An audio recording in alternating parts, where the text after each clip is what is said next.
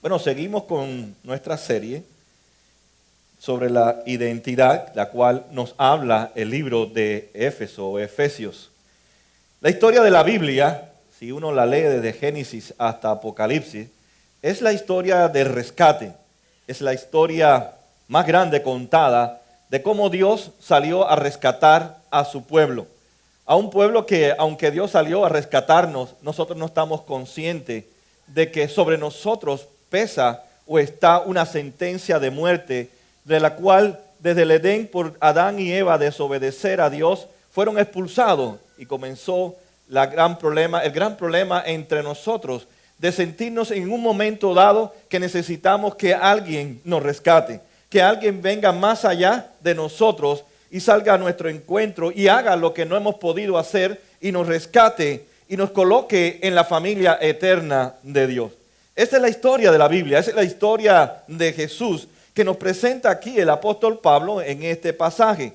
Es la historia que nos habla de nuestra identidad en Cristo, de lo que Cristo ha hecho por nosotros a través de su sacrificio en la cruz del Calvario. Ya hemos hablado que hemos sido bendecidos, hemos sido declarados santos, hemos sido apreciados y hoy vamos a hablar que hoy somos santos. El apóstol Pablo, cuando habla de este tema de nuestra identidad, de vivir como hombres y mujeres, jóvenes y niños, como ya salvados por Cristo Jesús, él lo coloca dentro de dos categorías, o más bien dentro de dos perspectivas de lo que es la salvación, o cómo entendemos la salvación. El apóstol Pablo, por un lado, le llama las obras y por otro lado le llama la gracia. Y lo que hace el apóstol Pablo en este pasaje es coger las obras y coger la gracia y compararla para llevar al pueblo de la iglesia de Éfeso y a nosotros a entender la función de nuestra salvación y la función de nuestras obras dentro de nuestra salvación. Así que en la mente de muchas personas, hoy, igual que en el tiempo de Pablo, piensan que por ser buenas personas ya se merecen el cielo. Cuando nosotros vamos a los entierros, a los funerales, casi todo el mundo va a ir al cielo desde la perspectiva de las personas, porque piensan que porque somos buenos vamos a entrar al cielo. Sin embargo, cuando Pablo o Dios inspirado por Pablo habla de las obras, nos dice a nosotros que las obras nuestras nunca serían suficientemente perfectas como para nosotros ganarnos el merecido lugar en el cielo con Dios. Por tanto, nuestras obras nunca pueden determinar nuestro destino. Pero Pablo, por otro lado, nos habla de la gracia. La gracia indica entonces no mis obras, sino las obras que ha hecho Cristo por mí en la cruz del Calvario. Por tanto, yo soy salvo no por lo que yo hago, no por lo que yo pudiera hacer por mi vida, sino por lo que Dios ha hecho por mí en Cristo Jesús, muriendo allí en la cruz del Calvario. Así que somos salvos por la gracia, por las obras que ha hecho Jesús por nosotros.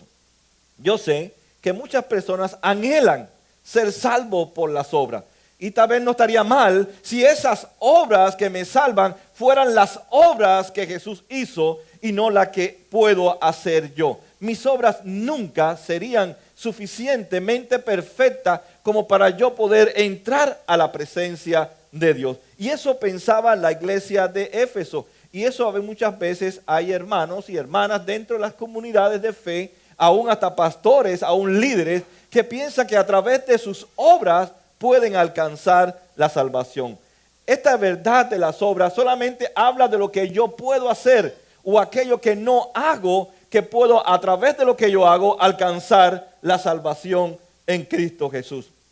Pero el apóstol Pablo nos habla que no son nuestras obras las que nos pueden salvar porque estamos muertos antes de conocer a Cristo. Son las obras de Jesús las que nos pueden salvar a nosotros. Por eso Jesús resucitó de entre los muertos. Al resucitar, Jesús está mostrando que su obra de resurrección es la que destruye totalmente el poder del enemigo, es el que destruye la muerte, es el que destruye totalmente el infierno. Así que Jesús nos enfatiza en los evangelios, y el apóstol Pablo también, que es las obras de Jesús hechas por nosotros lo que nos garantiza que somos salvos ya para mostrar buenas obras en Cristo Jesús. Así que no somos salvos por la fe que nosotros tampoco tenemos. Porque muchas personas dicen, yo tengo fe en Dios. Pero realmente nuestra fe debe estar puesta no solamente en Dios, sino que nuestro objeto de la fe es lo que ha hecho Dios por nosotros. Porque muchas personas creen en Dios, supuestamente tienen fe en Dios, sin embargo no son salvos. Por tanto, Pablo les recuerda a la iglesia de Éfeso, entonces es muy importante el objeto de mi fe. ¿Dónde está mi confianza? Y si no está puesta en Cristo totalmente, lo que Él ha hecho es una fe, una confianza que está puesta en algo equivocado o en alguien equivocado. Por eso Pablo dice en el versículo 2, por gracia ustedes han sido salvados mediante la fe. Esto no procede de ustedes, sino que es un regalo de Dios. Lo primero que aprendemos es que somos salvos por la gracia. Cuando la Biblia habla de la gracia, habla de las obras que Jesús ha hecho por nosotros. Cuando habla de las obras, entonces habla de las obras que nosotros hemos intentado hacer, como hacían los fariseos del tiempo de Jesús, de tratar de ganarse la salvación a través del cumplimiento o supuesto cumplimiento de las obras que demandaba la ley. Y Jesús le fue bien claro que ningún hombre puede cumplir la ley. La ley nos condena, la ley nos declara que somos muertos totalmente. Por eso Jesús vino y cumplió la ley en lugar nuestro para poder aplicarnos la justicia que demanda la ley sobre nosotros y poder declararnos justos delante de Dios y hacernos santos a través del poder de su Espíritu Santo. Así que no somos salvos por nuestras obras, somos salvos por la gracia. Ya somos salvos, no por lo que yo hago, sino por lo que Jesús hizo por mí en la cruz del Calvario. Gracia es recibir algo gratuito y algo inmerecidamente. Así que Dios me ama a mí, no porque lo merezca, sino inmerecidamente Dios quiere amarme. Inmerecidamente Dios quiere bendecirme. Inmerecidamente Dios quiere declararme santo. Inmerecidamente Dios quiere declarar sobre mí su justicia. No porque yo he hecho nada, no es porque yo pueda hacer algo para convencer la voluntad de Dios, sino es que Dios, a través del poder de la resurrección de Jesús, nos mostró que Él es el único que puede morir por nosotros y rescatarnos totalmente de todos nuestros problemas. Pero usted no necesitará un Salvador o no pensará un Salvador si usted no se ve en peligro. Por ejemplo, cuando usted va a la playa y se está ahogando, ¿usted a quién le grita? Al salvavidas, para que lo salve, porque está en peligro. Si su casa coge fuego, ¿a quién usted llama? ¿Al pastor? Llama a los bomberos. Si se le mete un intruso dentro de su casa, puede ser que me llame, aunque no tengo armas, llama a la policía, porque usted se ve en peligro y clama a alguien para que venga a rescatarnos. Pero si usted no está consciente de que usted está en un grave peligro, que usted está caminando hacia un final terrible, que le espera la separación eterna de Dios y el infierno como un pago por ser pecador. Si usted no está consciente de que usted necesita un rescatador, alguien que te libre, usted vivirá inconscientemente de que no hay problemas para su vida, de que ninguno de sus pecados va a traer consecuencias, porque usted piensa que todo está bien en su vida. Así pensábamos nosotros, así piensan hoy la gente que no creen en Cristo. Por eso usted ve que ellos se emborrachan, se van para las discotecas, viven desordenadamente, porque ellos piensan que nada les va a pasar, porque ellos no tienen conciencia de que están en un gran peligro y que su vida va hacia la destrucción, hacia la muerte eterna. Y Pablo le habla a la iglesia y nos habla a nosotros que nunca buscaríamos y necesitaríamos a un Salvador si no reconocemos primero que necesitamos a alguien que nos rescate. Y eso es obra del Espíritu Santo, que pone en nosotros realmente esa condición de que necesitamos que alguien nos rescate porque estamos perdidos, estamos hundidos y por nosotros mismos no podemos salir de este gran problema que ha causado el pecado en nosotros, que nos ha separado totalmente de Dios. Pablo habla en este pasaje que la salvación tiene 3 tiempos, o de 3 cosas que Dios nos ha salvado. Primero, Pablo nos habla que Dios nos salvó en el pasado de nuestra condena del pecado. Quiere decir entonces que sobre nosotros había una condena, una declaración sobre nuestra vida. Por eso Jesús tuvo que morir en la cruz del Calvario en lugar nuestro. Eso es la gracia. Esa es la gracia de Dios, que Dios nos dice, quítense ustedes y yo me voy a colocar en su lugar para yo recibir la condena que ustedes merecían, que es la paga del pecado, es la muerte. Por eso Jesús tuvo que morir en la cruz del Calvario, en nuestro lugar, para él recibir el castigo de Dios que usted y yo merecíamos. Por tanto, Dios nos ha librado de la condena del pecado que había sobre nosotros. Y esa es la buena noticia. Esa es la buena noticia, que si usted está en Cristo, ya usted no es condenado, ya Dios no lo castiga. Dios lo disciplina y a veces nuestro pecado trae consecuencias, pero Dios no nos está castigando con nuestra disciplina, sino que está corrigiendo nuestra vida como un buen padre corrige a sus hijos. Por tanto, si ya no estoy condenado, Dios no puede castigarme porque ya castigó a Jesús en mi lugar para que ahora yo pueda vivir en Cristo Jesús. Esa es la buena noticia, que ya no somos condenados. Ahora esa condena ha sido pagada por Cristo en la cruz del Calvario. Pero en el presente también dice el apóstol Pablo que Dios nos ha librado del poder del pecado. Así que la vida eterna no comienza cuando yo muera.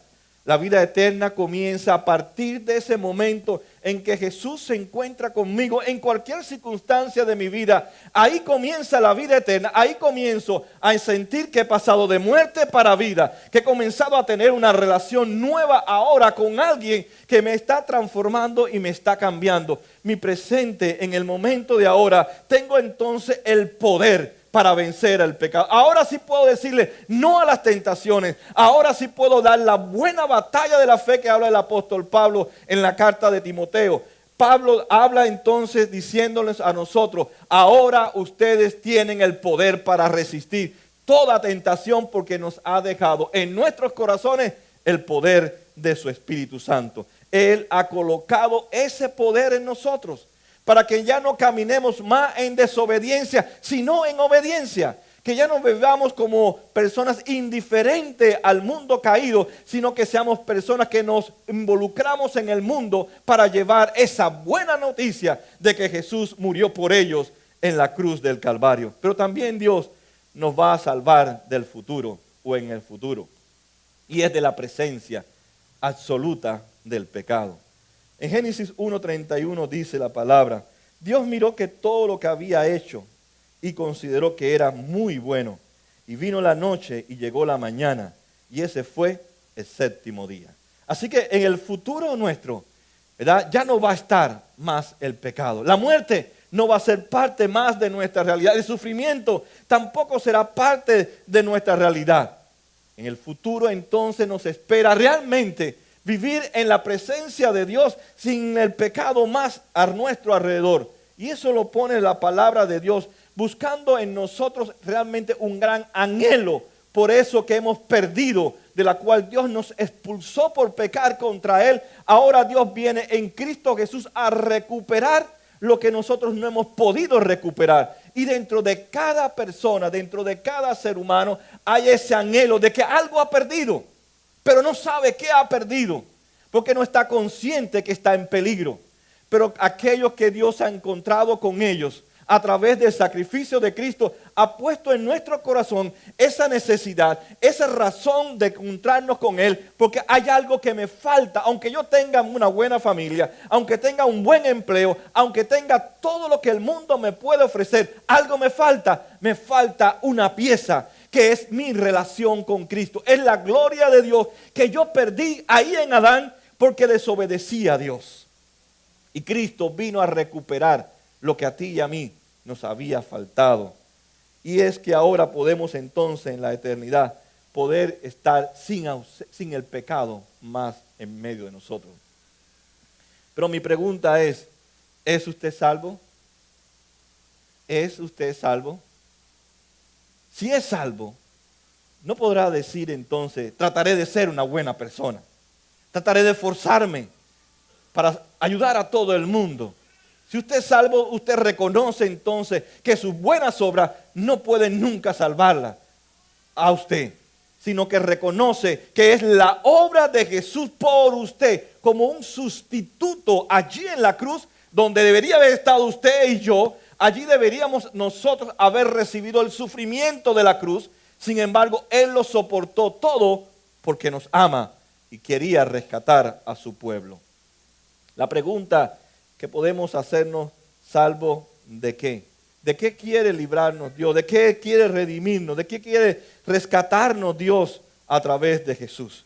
Bueno, el apóstol Pablo nos habla de 6 cosas de las cuales Dios nos ha rescatado. 6 cosas por las cuales debemos de no regresar a esas cosas otra vez, porque ya hemos sido salvados, rescatados, redimidos de esas 6 cosas que ya no se deben ver en el pueblo de Dios, en la iglesia de Éfeso, ni en ningún cristiano que haya nacido de nuevo.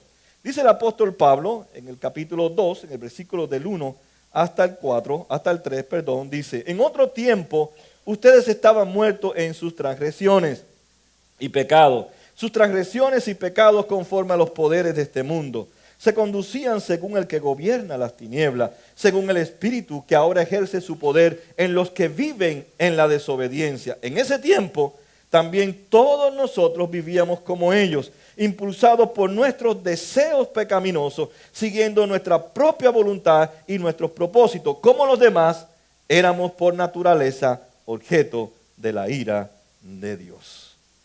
Pablo primero nos dice que estamos muertos. Sabemos que el resultado del pecado es la muerte. Donde no hay pecado, no hay muerte. Pero como hay pecado, hay muerte.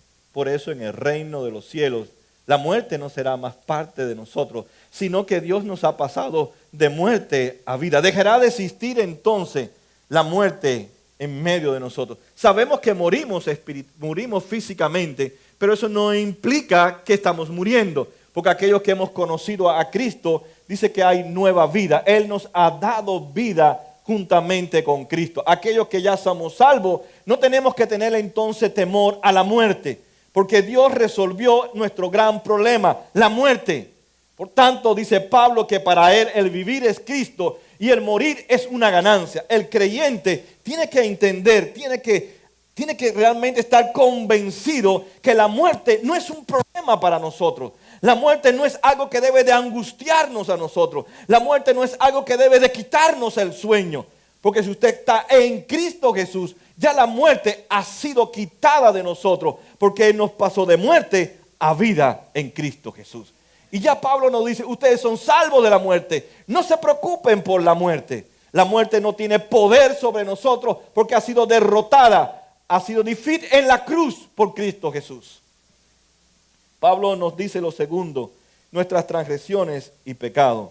Por tanto, Pablo dice, antes ustedes vivían en transgresiones y pecados. Pablo se está refiriendo a los pensamientos que hay en nuestra mente, que controlan nuestra mente, las palabras que salen de nuestra boca, los motivos equivocados que salen de nuestra boca. Pablo dice, ya ustedes no deberían tener esos motivos, no deberían tener esos pensamientos, porque ya ustedes no están en transgresiones y en pecado, porque Cristo ha pagado por la causa que había sobre ustedes, que era la muerte a causa del pecado que cometíamos constantemente en nuestras vidas. Hay pecados, incluso de omisión, que muchas veces no nos damos cuenta. No solamente es pecado robar, es también pecado ver cuando alguien roba y no le dice que está haciendo algo malo, que se le conoce como pecado de omisión, que es como dice Pablo, que sabiendo hacer el bien, no lo hago. Sabiendo que hay alguien que necesita de escuchar la buena noticia y no lo haces, dice que también es tan pecado como aquel que soltó unas malas palabras o aquel que tras vez siente su corazón herido y siente rencor hacia la otra persona. O sea, no solamente es el pecado que usted comete físicamente, intelectualmente, sino también lo que usted deja de hacer por causa de la gracia que te alcanzó y que debe alcanzar a otras personas. Y la iglesia en esto peca constantemente. Por eso el mundo está como está, porque la iglesia vive cometiendo pecados de omisión. no estamos evangelizando, no estamos discipulando, no estamos compartiendo nuestra fe. Tenemos tantos temores como los discípulos que se encerraron en el aposento alto y no querían salir a hablar de la resurrección porque tenían miedo a que los mataran. Y la iglesia hoy muchas veces tiene miedo, está involucrada en sus propios problemas y estamos cometiendo demasiados pecados de omisión que tal vez usted no está preocupado por ellos. Amén. ¿Quién dice amén? Amén. Como dicen los americanos. Amén. Pablo usa la palabra transgresión. Les voy a poner un ejemplo para entender la palabra transgresión. Yo nunca he ido a cazar animales, no soy cazador. Soy malo. Hasta montando a caballo soy malo. Así que, pero hay personas que les gusta cazar. O si usted nunca ha ido a cazar, ha visto videos o documentales de cacería. Y ellos se meten en los bosques, en los montes. Y por lugares hay cercas donde ellos no pueden traspasar, porque son de propiedad privada. Bueno, la transgresión es eso. Usted va de cacería o una excursión y de pronto te dice, mira, este terreno está cercado, pero este camino, si yo lo cojo, voy a llegar rápido a donde yo quiero ir. Si no, tengo que darle toda la vuelta al terreno para llegar hasta la otra punta. Bueno, el sign dice, o el cartel dice, no traspasen, no traspasar, no entrar. Transgredir entonces es que yo brinco la cerca, me coloco en un lugar que está prohibido para mí. Y por brincar ese lugar, si me coge la ley, si me coge el dueño, yo voy a tener consecuencias sobre mi vida. Y eso es lo que dice el apóstol Pablo. Dios le ha dicho, hey, para, no brinques la cerca, no brinques los límites, y los límites de Dios están puestos por su palabra. La palabra de Dios nos pone límites fronterizos. No brinque, porque si traspasa los límites de mi palabra, estás en un lugar prohibido y vas a tener consecuencias sobre tu vida. Pablo le dice, antes nosotros habíamos pasado la raya, antes nosotros habíamos pasado el sign y no nos interesó la ley y hacíamos lo que nos daba la gana, pero Pablo dice, ahora que están en Cristo Jesús, que ya lo ha rescatado del peligro de la ley, que es la muerte, ahora ustedes en Cristo Jesús, con el poder de su Espíritu Santo, ahora sí pueden cumplir la ley. Como Pablo dice, el que roba, que no robe más. El que adultere, no adultere más. El que mienta, no mienta más. Eso nos dice la palabra de Dios. Así que ahora nosotros nos guiamos por la palabra de Dios porque ya hemos sido librados de las transgresiones y de los pecados. Nuestra relación es importante con Dios. Por ejemplo, cuando alguien traspasa los límites de su vida, ¿qué usted hace? Usted se molesta. Si ahora yo voy y me digo a su casa, ven acá, ¿por qué tu esposa trabaja y no trabaja? No tiene que trabajar. ¿Y por qué tú mandas a tus hijos a la escuela pública? ¿Y por qué tú tienes un van y no te compraste una bicicleta? Tú vas a decir, un momento, estás traspasando los límites, ¿verdad? Me estoy metiendo en su familia de cómo usted debe de guiar su familia. Y usted se molesta. Bueno, de igual manera, cuando usted y yo traspasamos los límites de la palabra de Dios, ¿qué hace Dios? Se molesta también. Dios se molesta con nosotros cuando brincamos los límites fronterizos que Él nos ha puesto a través de la palabra de Dios. Por tanto, Pablo dice, no podemos más cruzar la raya. No podemos meternos en terrenos que están prohibidos para nosotros, porque de ahí nos sacó Dios a través del poder de Cristo. Conforme dice Pablo, continúa, lo tercero, los poderes de este mundo. Quiero que piensen en un río. A mí me gustan mucho los ríos, por eso yo voy mucho a Tennessee. Me gustan las cascadas, me gusta ver los ríos como ruedan, como corren. Y me fascina también el rafting, que es montarse en una balsa y tirarse por un río esos que tienen piedra. Bueno, peligroso es. No se lo recomiendo mucho, pero si usted va, no pierda la aventura del peligro de meterse en un wheel water o water wheel. Y el mundo es como un río torrentoso. Usted sabe que en estos ríos hay algo peculiar, por eso le dicen cuando usted se monta, usted nunca debe de tratar de tocar el fondo. usted debe de levantar sus pies. Si se cae del bote, usted no puede tratar de ponerse arriba de una roca o tratar de buscar el fondo para brincar. Dice, tiene que levantar las dos piernas y ponértelas en el pecho y aguantarte de tu pallet, de tu remo, ¿verdad? Que es tu salvavidas. El remo es tu salvavidas, porque es con el cual te pueden alcanzar. ¿Por qué? Porque debajo del río torrentoso hay una resaca que va dando vuelta y en vez de sacarte, ella te hunde. Y claro, si tú le das los pies, te vas rápido. Y eso es lo que es más o menos lo que está diciendo Pablo. Los poderes de este mundo es como ese río torrentoso, que si te arrastra y tú te dejas y bajas tus pies y te acomodas a él, te traga. Y Pablo dice, ya ustedes salieron de la cultura de ese río torrentoso que los arrastraba. Ahora Dios los ha rescatado para que ustedes comiencen a nadar en contra de la corriente. Y comiencen a nadar en contra de la corriente. Por eso muchas personas dicen, pero si todo el mundo tiene tal cosa, si todos los jóvenes hacen tal cosa, si todo el mundo va a esos lugares y no pasa nada. Y todos decimos, donde va la mayoría, no hay problema entonces. En este caso, dice Pablo, nuestra santidad y nuestra identidad con Cristo no la define la mayoría, la define Dios en Cristo Jesús. Por tanto, Pablo nos dice que todos estuvimos en este río y ya fuimos sacados de este río.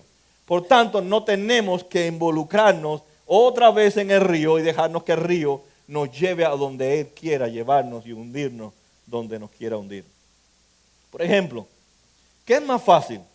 ¿Cometer un adulterio o estar 50 años de fidelidad? Cometer el adulterio es más fácil que estar 50 años. ¿Qué es más fácil? ¿Leerle la Biblia a sus hijos y perseverar en la lectura o no leérsela? Es más fácil no leerla. Lo difícil es perseverar en la lectura de la palabra de nuestros hijos. Si usted se da cuenta que para nosotros el pecado es algo fácil, pero Dios nos dice, para ustedes antes era fácil todas esas cosas. Ahora ustedes tienen que perseverar en oposición a lo que nosotros hacíamos antes. Antes usted invertía 2 horas en las redes sociales. Y es fácil invertir, no 2, de una vez cuando estaba estudiando en Michigan en el año 97, escuché un caso en Michigan de un matrimonio. La señora por 17 años, la señora bajaba el basement es como el sótano, al sótano, y ella, oculta del esposo, se metía en Facebook por 17 años mientras el pobre hombre estaba allá arriba, hasta que un día entró en la computadora y lo que encontró fue horrores de la esposa. No le dedicaba tiempo al marido, no le dedicaba tiempo a los hijos, le dedicaba por 17 años horas y horas a estar en las redes sociales. Es más fácil bajar al basement, pasarse el tiempo de ella que se pasaba ahí, a estar discipulando a sus hijos, a estar atendiendo a su esposo o a tener una relación con su esposo o con su familia. Ve que Pablo dice, ya ustedes fueron librados de eso, hermano. No waste your time, no pierda su tiempo, ¿verdad? Mira, ni aprendo inglés ni se me olvida hasta el español. Es que como esta semana tuve 2 entrevistas con americanos, tengo la mente más americana que otra cosa. Amén. Hoy voy a preach in English. Amen. Así que vemos que no pierda su tiempo. Este tiempo es valioso y Dios quiere usarlo ahora en este tiempo. Y pasamos mucho tiempo, póngase a analizar, pasamos mucho tiempo en cosas que no tienen eternidad. En conflictos que no tienen eternidad. Que todo es por cosas temporales, no por cosas eternas. Y Dios dice, ya ustedes pasaron ya esa época de vivir bajo el poder de este mundo. Ahora ustedes viven bajo el poder de la gracia de Dios que nos ha rescatado en Cristo Jesús. Cuarto, dice Pablo que nos conducíamos según el que gobierna las tinieblas, según el Espíritu que ahora ejerce su poder en los que viven en desobediencia. Pablo habla entonces ahora de Satanás y los demonios. No solo hay el pueblo de Dios, está el pueblo de Satanás también. No sé si usted sabía, Satanás y sus demonios son reales. Dios tiene un pueblo y Satanás tiene otro pueblo, al cual Pablo le llama a los hijos de desobediencia. I'm sorry, excuse me, o whatever, ¿verdad? Hay personas que si viven constantemente en desobediencia, Pablo dice, o Dios dice a través del apóstol Pablo, son hijos de desobediencia. Ellos pertenecen al pueblo de Satanás y Satanás usa a este pueblo para influenciar a la iglesia y para destruir el mundo que Dios ha creado. Y Pablo dice, ya ustedes fueron librados de ese pueblo de Satanás y ahora pertenecen al pueblo de Dios. Vivan entonces ahora como pueblo de Dios. Ahora nos lleva a una realidad, a un peligro que hay en nuestra cultura. Que cosas espirituales son ocultas y la iglesia de Cristo, como no entiende que el poder de Satanás todavía está en medio de nosotros, usando a través de hombres y mujeres, jóvenes y niños, todo lo que hay en la mente de Satanás para destruir la iglesia. Halloween se ha convertido en algo cultural, pero tiene un trasfondo espiritual oculto. ¿Y qué hacemos los cristianos? Halloween para arriba, Halloween para abajo. Me voy a disfrazar de Pablo, de Timoteo, de quien usted se quiera. Usted no tiene que disfrazarse. Hemos tratado la cultura a aceptar que es algo cultural. Easter supuestamente es la Pascua, la celebración de la liberación del pueblo de Israel de Egipto. Para nosotros es la resurrección de Jesús. ¿Y qué hacen en Easter las escuelas? Los huevitos, el conejo. Oh, algo tan simple, la fiesta de los niños, los huevitos, algo que es oculto. Ya ustedes fueron librados de esos poderes de la oscuridad. Ahora vivan como Dios los ha llamado a vivir, como salvados. Pero aún la iglesia quiere redimir Halloween y los huevitos. No sé cómo, pero lo piensa redimir. Será botándolo, ¿no? Me imagino, sacándolo del calendario. Vemos como Pablo le dice, ya ustedes salieron de esa influencia. ¿Es verdad que nosotros celebrábamos Halloween? ¿O no celebrábamos Halloween si no teníamos a Cristo? ¿Es verdad que nosotros andábamos atrás con los huevitos y toda esa bobería se metiendo para que lo buscaran? Andábamos en eso. Dice Pablo, ya, los salvó Dios de ustedes eso. Ahora están en Cristo Jesús. Ahora pueden nadar contra la cultura, contra la corriente. Y esto es importante, ¿verdad? Este quinto punto. Dice, en este tiempo también todos nosotros vivíamos como ellos, impulsados por nuestros deseos pecaminosos, siguiendo nuestra propia voluntad y nuestros propósitos. Pablo dice entonces, antes de conocer a Cristo, cada uno de nosotros vivíamos en una vieja naturaleza. Quiere decir entonces que hacíamos todas estas cosas que a Dios no le agrada. Pero ahora en Cristo nos ha dado, hemos recibido una nueva naturaleza. Y esa nueva naturaleza tiene una nueva mente, una nueva forma de pensar. Ya no podemos seguir pensando como pensábamos antes. Y eso también veo yo dentro del pueblo de Dios. Seguimos en Cristo, pero pensando fuera de Cristo.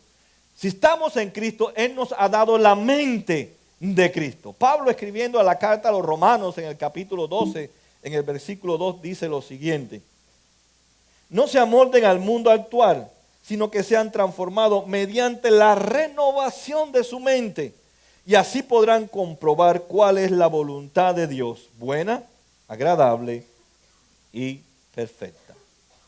Hay que renovar la mente, dice Pablo. Ya no pueden seguir pensando igual, no pueden seguir con sus mismos temores, con sus mismas incertidumbres, con sus mismas dudas. Ahora Dios ha renovado nuestra mente en Cristo Jesús. Tenemos que pensar diferente. Amén. Tenemos que pensar diferente. Porque hemos sido librados, ¿verdad?, de ese poder que Satanás ejercía en nuestra mente. Ahora tenemos la mente de Dios a través de Cristo por el poder de su Espíritu en nuestras vidas. Pablo dice que éramos impulsados por nuestros deseos pecaminosos. Pablo entonces nos está recordando a nosotros. Un cristiano entonces no debe tener deseos pecaminosos. O sea, pecados, pensamientos para sí mismo y concentrar su mente a ver qué pecado voy a cometer. Pablo nos está diciendo que ahora el deseo más profundo del creyente, del cristiano, es servir a Cristo, es amar a Cristo, pero a la misma vez trabajar, como dice el apóstol Pedro, en mi salvación, en mi santificación. Déjeme decirle, la vida no nos alcanza para cada uno de nosotros invertir tiempo en nuestra santificación. Por tanto, Pablo nos dice, trabajen en su santificación. En la medida que yo trabajo en mi santificación, Dios va poniendo deseos en mi corazón que son los deseos de Cristo. Porque la santificación es un proceso de aquí en que me encuentro con Cristo o Cristo se encuentra conmigo hasta donde Cristo me quiere llevar, que es ser la imagen de Él. En la medida que yo le dedico tiempo, no a las redes sociales, no a todo lo que el mundo nos ofrece en la cultura, sino en mi santificación, porque fui salvado para santificación. Ese es el propósito por lo cual Cristo muere en la cruz del Calvario. No solamente quitar la condena, sino quitar el viejo hombre, la vieja mujer que hay en nosotros, para que pueda verse en nosotros a Cristo Jesús. Y eso toma trabajo, eso toma tiempo, eso toma dedicación nuestra con el poder del Espíritu Santo y no con nosotros solos. Dice, por tanto, Pablo dice, pongan los deseos de Cristo en su corazón. Tal vez usted dice, pero bueno, yo no hago las cosas perfectas, todavía hay cosas que hay pecado a mí. Es cierto que no vas a hacer las cosas perfectas, que todavía estás luchando con cosas en tu vida. Pero en la medida que vayas nutriendo tu vida con el pensamiento de Cristo, eso te va a ayudar a ti y a mí a mantenernos en Cristo Jesús. Por tanto, la pregunta es, ¿con qué nutres tu vida? ¿TV? ¿Movie? ¿Sport? ¿Deporte? ¿Televisión? ¿Películas? ¿Con qué nutres tu vida espiritual? Nos nutrimos físicamente, un buen bistec, bueno, yo no como bistec, un buen pollo a plancha, ni buen pollo tampoco porque no tiene sal, no tiene nada, con lechuga, con tomate, sí, nutro, pero mi vida, mi relación con Cristo, ¿cómo la nutro? ¿Cómo puedo cambiar mis pensamientos que constantemente, como dice Pablo, se debaten dentro de mí para poder llevarlos sometidos y cautivos a Cristo? Es en la medida en que yo me nutro con la palabra de Dios, en mi relación con el pueblo de Dios, con la iglesia, aún en mi confesión hacia Dios y hacia los demás.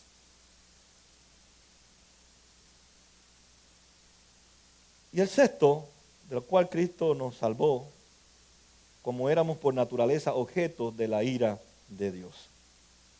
Sabemos que nacimos separados de Dios. Nacimos en esa vieja naturaleza. Nacimos ahí. Y un día Dios se encuentra con nosotros y nos saca de allí. Yo sé que muchos somos padres y madres. Y voy a hablar un poquitico, un momento, hacerle una ilustración. Usted de pronto da a luz a un niño y tiene un hijo y es una gran alegría para la familia, para el matrimonio. Pero si usted piensa desde esta perspectiva, desde la realidad bíblica, usted parió un terrorista. Lo que es chiquitico. Es un baby. Porque cuando él va creciendo, ¿qué es lo que hace él? No quiero eso. ¿No te hace así? O si no me regala esto, no te doy un kiss, no te doy un beso. Y cuando comienza a ir a la escuela, conferencia con la maestra, el niño le pegó a otro niño, el niño se está escapando de la escuela. ¿No es verdad? Lo que pasa es que está chiquitico, pero cuando él va creciendo, y digo terrorista no porque te vaya a matar, sino porque te ha hecho la guerra. ¿Sabe por qué te hizo la guerra? porque él es un pecador. Él nació en pecado. Él nació para pelear contra Dios. Su hijo no nació siendo salvo, ni su hija. Así que tiene dentro de tu casa, dentro de tu brazo, a uno que va a pelear contra ti. A uno que se va a rebelar contra ti. Y cuando crezca posiblemente, si es una hembra, se casa con un varón y ya. I'm sorry, ahora él es el boss. Tú me mantuviste, tú me mimaste, tú fuiste a hospital, pero ahora lo que dice, ¿cómo dice? Papi, o daddy, o whatever. Ahora baby, ahora el baby es el que manda tu bebita. Y si es a la inversa, el varón, ahora es la bebona la que manda a tu baby. Ahora ya no le puedes decir ni he porque te dice, un momento, él es mi hombre y ella es mi mujer. ¿O no es así? ¿Por qué? Porque ellos son pecadores y ellos necesitan también una nueva naturaleza. Tu hijo, aunque esté recién nacido, es un pecador y necesita nacer de nuevo para tener los pensamientos de Dios y dejar de hacerte la guerra. O como dicen los teenagers, ¿verdad? Los padres teenagers, es la época más difícil porque se rebelan. No sé, a veces yo pienso, medio loco, no sé. Hay padres que dicen, oye, me extraño de mi hijo que hizo tal cosa. ¿Por qué te extraña? Si él es un pecador, ¿qué va a hacer? No, se está rebelando contra mí. No me quiere obedecer, pero ¿qué va a hacer? Él es un pecador. Esperaba hacer algo nuevo. Esperaba algo diferente. Lo que te está indicando es que él necesita un rescate como tú. Él necesita un salvador. Háblale del evangelio. Háblale de la buena noticia y vive tú el evangelio. Que cambia, que tiene poder para que un día el evangelio alcance a tu hijo. Pero pensamos que él se va a convertir un día entre las rosas. Un día él se va a convertir. Un día él va a decidir por Cristo. No. Aunque sabemos que es decisión de Dios, Dios nos ha pedido a nosotros como padres hablarles que son pecadores, pero que hay esperanza. Y él tiene que nacer de nuevo. Para que dejes de ser mi terrorista y sea un santo, lo que tenga en mi casa. Amén. Y Pablo lo que está hablando de eso, todos somos objetos de la ira de Dios. Yo y mis hijos, porque todos nacimos en pecado. Dice que Dios tiene ira. Eso habla entonces que existe el infierno, existe la condenación. Y Jesús habló mucho del cielo y del infierno en los evangelios.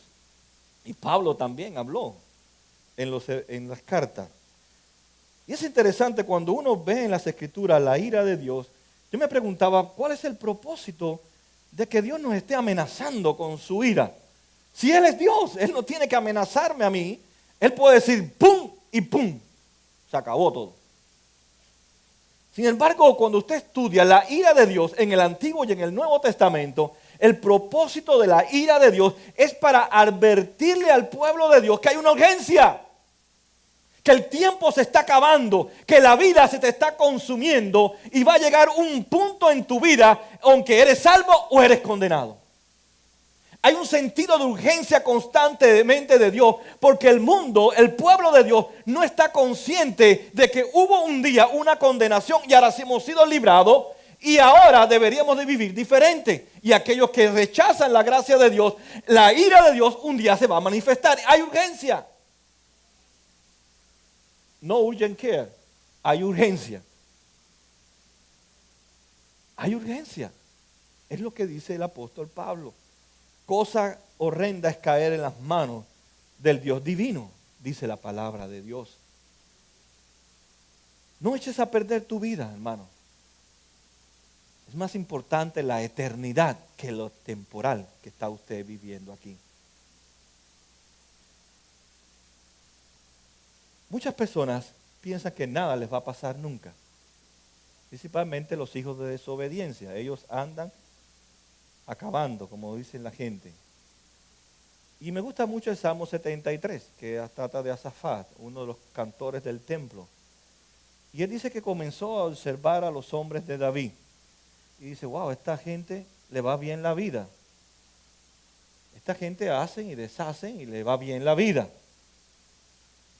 Y muchas veces el pueblo de Dios se enfoca en aquellos que son ricos, en aquellos que son famosos a través del arte, del deporte o a través de los negocios y comienzan a observarlo. Yo quiero tener como ellos, yo quiero ser como ellos, yo quiero poseer el dinero que ellos tienen, la fama, el poder, yo quiero ser como ellos, yo quiero tener, bueno, mi hermano me decía, no quiero ser más tambor, quiero ser guitarra.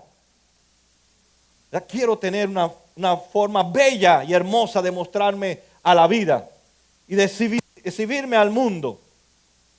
Eso pasa en medio de la iglesia. Pero quiero decirle que todas esas vanidades que nosotros estamos envueltos y preocupados por ellas, el apóstol Pablo habla muy claro que Dios está molesto por esas actitudes nuestras. Dice en Romanos 2:5, para aquellos que piensan que nunca les va a pasar nada, que todo Dios lo va a pasar inadvertido. Dice Romanos 2:5, pero por tu obstinación y por tu corazón empedernido, sigues acumulando castigo contra ti mismo para el día de la ira, cuando Dios se revelará su justo juicio. Así que Pablo dice a los hijos de su obediencia, enjoy your life, beautiful, you have great, that's great, drink, dance, go anywhere, ve a donde tú quieras. Pablo dice, bueno, lo que estás haciendo es acumulando juicio en tu cuenta de pecado. No en el Bank of America, ni en el Region Bank. Dice, estás acumulando castigo para el día del juicio. ¿Cuántos de ustedes están endeudados? ¿Verdad? Todos estamos endeudados. Unos más, otros menos. Tal vez unos debemos como 10,000, otra vez 5,000, otros 2,000, otro, no sé, la renta, 2,000, 3,000, 4,000 dólares. Pero todos están, ¿cuántos están endeudados otra vez? A ver, para ver cuánto. Ahora sé porque están bajando los diezmos ya. No. Imaginémonos, ¿verdad? Que estamos, bueno, no lo imaginemos, estamos endeudados algunos, ¿verdad? Y de pronto llega alguien, ojalá, ¿verdad? Que llegara alguien en ese sentido, pero no estoy hablando en ese sentido, sino en otro sentido, que llegara alguien que usted no conoce, que no sabe quién es, y le dice, mira, sé que estás endeudado y yo voy a pagar tu deuda. Usted saltaría de alegría. Y después dice, mira, no te preocupes, ya te pagué la deuda y si te vuelvas a meter en otra deuda al punto de la bancarrota, yo te voy a volver a pagar la deuda. Y usted dice, vaya, si no le da un abrazo, usted es mal agradecido. O un beso, ¿verdad? O lo invita a no, McDonald's no lo haga, un poquitico más high, más alto. Eso es lo que hizo Dios por nosotros. Nosotros teníamos una deuda impagable. No podíamos pagarla. Y nos odiábamos a Él. No lo amábamos. No nos interesaba nada. Nada de Dios nos interesaba. Y de pronto apareció y nos dijo, yo voy a pagar tu deuda porque te amo. Eso fue lo que hizo Jesús. Es más, en el futuro, cuando vuelvas otra vez a enredarte, yo voy a seguir pagando tu deuda. Porque la cruz te alcanza hasta la eternidad. Y eso es lo que hizo Dios por nosotros. Lo que nosotros no podíamos pagar. Vino un desconocido, porque no lo conocíamos. Y dijo, yo voy a pagar tu deuda. Padre, consumado es. Testelestai. La deuda ha sido cancelada. No le debemos nada a Dios. Pero alguien pagó, que fue Jesús por nosotros. Para librarnos totalmente de esa deuda. Pero para que vivamos ahora, no metiéndonos más en las deudas espirituales, seguir recurriendo, sino todo lo contrario. ¿Para qué entonces Dios nos salvó? No puedo decirle que son salvos y ahí se acabó todo. Porque no estaría diciendo lo que la Biblia dice. No, salen de aquí, soy salvo, soy salvo, soy salvo. Pero ¿qué pasa con tus años que todavía te quedan de vida? ¿Qué vas a hacer con tu vida? Tu vida es importante para Dios. Tu vida es necesaria para Dios. Dios quiere usar tu vida después que ya soy salvo. Quiere usarla como un instrumento para seguirte santificando a ti mismo y seguir santificando la iglesia de Cristo y alcanzar a este mundo que está perdido. Por tanto, Dios no me salvó a mí para ir para el cielo directamente. Dios me salvó a mí para que yo hiciera no las obras que me salvan, sino las obras como resultado de que ya soy salvo y que Él dispuso de antemano para que yo la hiciera en Cristo Jesús. Dice el versículo 10, con esto vamos terminando, porque somos hechura de Dios, creados en Cristo Jesús para buenas obras, las cuales Dios dispuso de antemano a fin de que las pongamos en práctica. Así que las obras y la gracia no se contradicen. Las obras no salvan, la que salva es la gracia de Dios, pero si somos salvos por la gracia, se tienen que ver obras. O como dice Jesús, los frutos. O como dice Pablo, los frutos del Espíritu. Se tiene que ver entonces esas obras, esos deseos que Dios ha puesto en mi corazón para que yo ahora los haga para llevarle la gloria y la honra a Dios. Yo soy salvo porque sé que estoy haciendo las obras que Dios dispuso de antemano, antes que yo las conociera, para que yo las practicara y mostrara que estoy viviendo como un hombre o una mujer ya salvo en Cristo Jesús. Por eso Pablo, escribiendo la primera carta a los Corintios en el 10:31, en la segunda parte dice, hagan cualquier cosa, háganlo todo para la gloria de Dios. Háganlo todo para la gloria de Dios. Dios no necesita que usted le dé un vaso de agua. Pero sí hay otras personas que Dios quiere usarte para que le des el vaso de agua. Dios no necesita que tú lo ames, pero Dios necesita que ames a otro. Dios no necesita que tú le compartas el evangelio a él para que se convierta, pero sí hay otras personas que sí necesitan escuchar lo que Cristo hizo por ellos. Dios necesita tu tiempo, pero hay otras personas que sí necesitan tu tiempo. Dios no necesita que tú lo disipules a Él, Él necesita que disipules a otros. Por tanto, Dios no necesita nada de nosotros, pero sí nos quiere usar a nosotros para las necesidades de los otros. Y esas son las obras a las cuales Pablo hace referencia. ¿Cuáles son esas buenas obras? Si amas a los niños, ¿por qué no le das clases a los niños? Si amas a los jóvenes, ¿por qué no inviertes tu vida en los jóvenes? Si amas realmente alcanzar tu comunidad, ¿por qué no le metes tu vida a los grupos pequeños en casa? Porque si amas tu vecindario, no convierte tu hogar como realmente un Edén para que la gente se pueda sentir en la misma presencia de Dios. Si realmente tú amas a Dios, entonces tú harás los deseos de Dios. Porque fuimos llamados, tal vez no para ser todos líderes, pero sí todos para hacer las obras de Dios.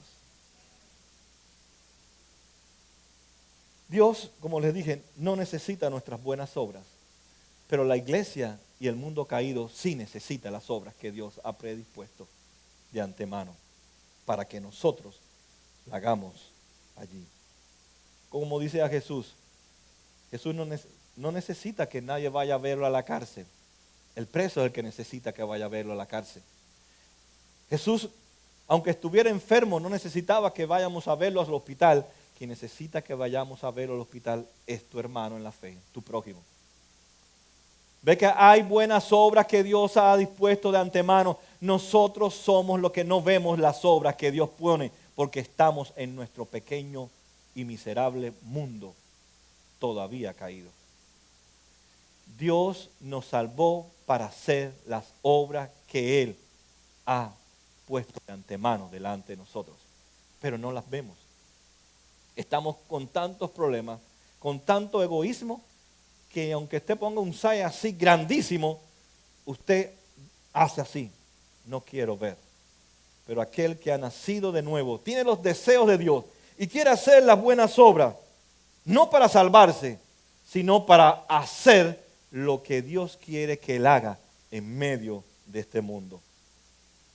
Por hacer estas obras que Dios ha predispuesto de antemano, no quiere decir que Dios nos va a amar más. Es que ya Dios nos ha amado. No es que Dios nos va a perdonar por hacer buenas obras. Es que ya soy perdonado. No es que Dios va a mostrar más bendiciones sobre mi vida, derramar más bendiciones. Es que ya soy bendecido. No es que Dios me va a hacer santo, es que ya soy declarado santo. No es que voy a ser apreciado, ya soy apreciado. No que voy a ser salvo, ya soy salvo. Y Él quiere que yo haga las obras, que haga los deseos de su corazón hacia este mundo que está caído, al cual Él vino a rescatarlo como te rescató a ti y me rescató a mí. No sé cómo podemos vivir en un mundo caído del cual salimos nosotros y no nos preocupa sacar a otros de ese mundo. Yo no lo saco con mis manos, yo lo saco con el poder del evangelio al compartírselo, porque ese es el que tiene el poder para cambiar. Pero como dice Pablo en Romanos 10:15, si no predican, ¿cómo creerán? Si no testifican, ¿cómo escucharán el evangelio? ¿Cómo se van a convertir si no está el mensaje proclamado? El mensaje de la cruz hay que anunciarlo donde quiera que estamos, porque es donde está el poder. No en tu testimonio, no en tus luchas, no en tus enfermedades. Deja de contar enfermedades, cuenta la cruz de Cristo. Si de todas maneras te vas a morir, habla de lo que te dio vida, que es Cristo Jesús. El tiempo es corto, hermano, para seguir hablando de cosas temporales. No es que usted no tiene que hablar de enfermedades, pero no invierta tanto tiempo en hablar de todos sus achaques. Ustedes no saben todos los achaques que yo tengo, ni lo van a saber nunca. Tal vez cuando se muera, mira, sabía que le parecía el corazón a este hombre. Porque sé que se murió. Hablo de la cruz al cual Dios me ha llamado a hablar. La gente necesita entonces de ti. Y Dios quiere usarte a ti. Ahí donde tú estás. En tu vecindario, en tu familia, en tu trabajo, en tu escuela.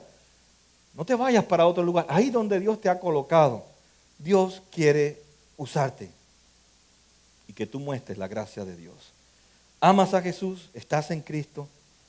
Si su respuesta es sí, entonces usted ha sido salvado. Pero no para estar sentado, sino para las buenas obras.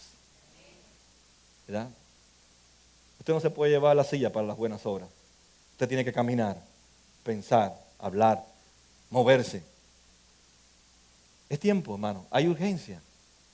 En el mundo de hoy hay muchas personas que no están aquí porque no han escuchado lo que usted ha escuchado. Y ellos quisieran una vida diferente, lo que no saben dónde ir. Y se meten en la santería, se meten en la nueva era, se meten en el yoga, se meten en 20,000 lugares. Porque no saben, quieren buscar una respuesta. La respuesta está en Cristo y la iglesia es la encargada de proclamarla. Dios entonces nos salvó para hacer buenas obras, que glorifiquen a Dios. Y eso es lo que Dios quiere que vivamos, como gente, como personas salvadas, para hacer buenas obras, las de Dios, que traen gloria y honra a Dios. Ese es mi deseo, que la iglesia Vida Nueva sea una iglesia de obras, no porque se van a salvar, sino porque ya son salvos. Pongámonos de pie para orar.